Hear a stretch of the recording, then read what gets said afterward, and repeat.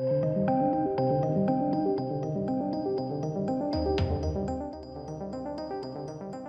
welcome ladies and gentlemen. So Flash, Ezra Miller, massive long list of very strange situations happening over this chap. The latest video I did it a few days ago, was all about him supposedly not having a future in the DC Films franchise. He's basically been fired.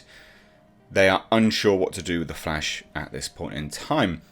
Now, in that video, because there's a further update now, but we've just got to cover this background. In that video, I detailed that there was also another claim, and I do mean another claim, by another family child that has been saying that he basically groomed him, touched him inappropriately and stuff like this. Loads of people have confused that with the individual that he has allegedly kidnapped and groomed since she was 12.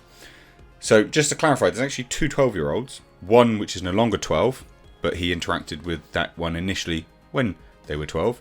And a new 12-year-old. Lots of 12-year-olds that this chapo seems to like. But around the same time, ladies and gents, there was a hilarious, and it is hilarious, variant cover released. So this is a prequel comic. And this is the variant cover. Yep. So he's running. You know, for those that may not be looking at the screen, there's a naked Ezra Miller running and trying to put on a Flash costume. Right? They've had to remove that now. They've removed it.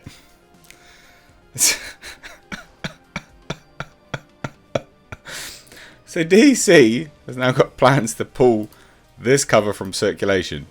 Wow. Do you think that might be a good idea? Do you think? I think so. So they're going to remove this cover from circulation because, of course, everything that's happened recently. And I remember over on Twitter, I know, cesspit of the world, follow me over there at Mr. Reviews. You'll see me have a fantastic conversation. It wasn't a conversation with someone last night, all about gender identity and biology. That was a very riveting conversation. So follow me over there. But anyway, I remember it on Twitter. This dropped the same day that the fresh allegations occurred, or like within a day of one another, and people were just like, Jesus, look at this. Look at this. Shocking. Like, how can you predict that this is going to happen, and then you're going to write that as draw that as the variant cover? So obviously this isn't the actual cover, right? It is a variant cover. It's there just to sell comics, a bit of a new thing. And it was a prequel comic called The Flash, the Fastest Man Alive, which actually Andy Muschietti, he sketched. This is his sketch, right? But yeah, had to be pulled, which is a shame, because this guy is just destroying careers around him. Not only that, but also his own career. And so this was the latest, which we'll just cover this for sort of posterity's sake anyway. Now this movie's obviously been in development hell for a while.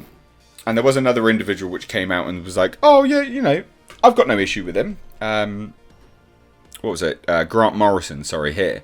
Was like, yeah, no, Ezra Miller's absolutely fine. That's not the person I remember. That's not the person I met. So this is the thing. It does seem to be that this chap Ezra Miller has sort of descended into this. It's not happened overnight.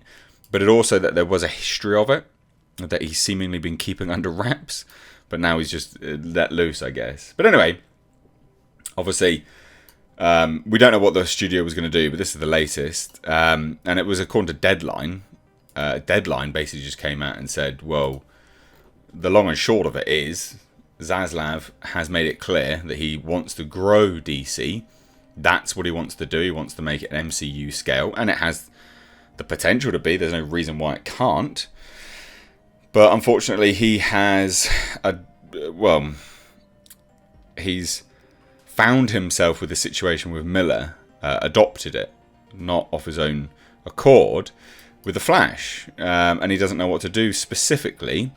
But apparently there are sources speaking to Deadline, and several of them have basically said, "Yep, we're going to make a decision very, very soon." And the idea is that they can pull back on promoting the film, and they do that because obviously that will save marketing, and they'll put it as basically a loss, no publicity tour. He can chuck it on streaming, again suffer the loss, or he can go absolutely balls to the wall and really try to make it a hit.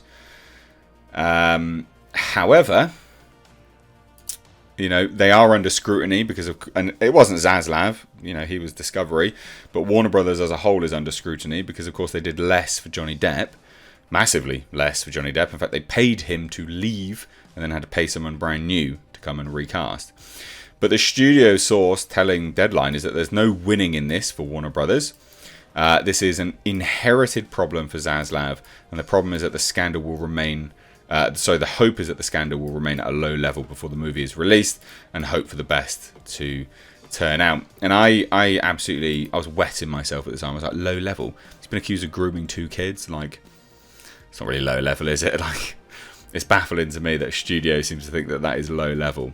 Again, I would love a boss that's just like, again, not that I want to groom kids, but it would be great to have a boss that is so lenient that even that isn't the firing pit for you, right? Like, I could just swan in drunk, I could, I don't know, just do loads of nonsense whilst on shift. But nah, apparently you can do that as well. It's insane.